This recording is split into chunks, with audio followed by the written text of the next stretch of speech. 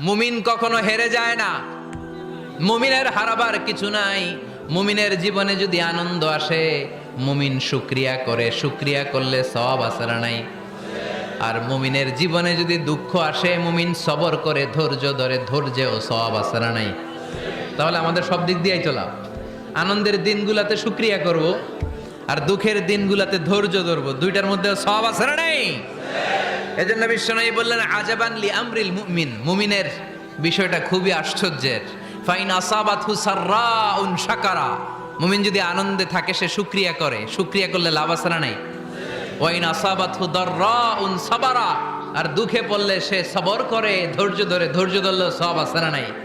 তার মানে আমাদের হারাবার কিছু আছে।